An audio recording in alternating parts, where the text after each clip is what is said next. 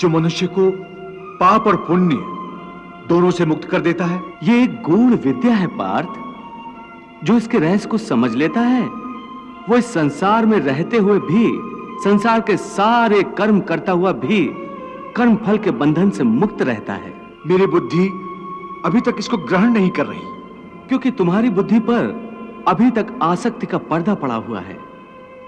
और जो निष्काम कर्मयोग मैं बता रहा हूं उसकी बुनियाद ही निरासक्ति के आधार पर रखी गई है।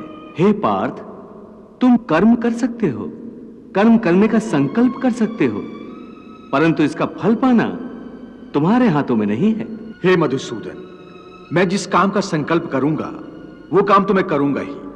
जब भोजन करने का निश्चय करके बैठूंगा तो निवाला उठाकर मुंह में रखूंगा ही, तभी तो उसे खाऊंगा।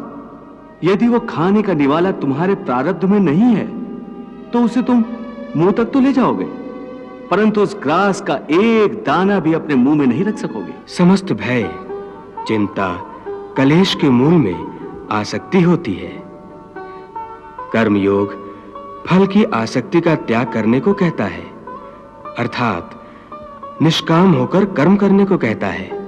इससे मनुष्य को क्या लाभ होता है भगवान? लाभ यही है देवी कि कर्मयोग चित्त को शुद्ध और भयमुक्त कर देता है। भयमुक्त होकर ही मनुष्य जीवन को आनंद में बिता सकता है।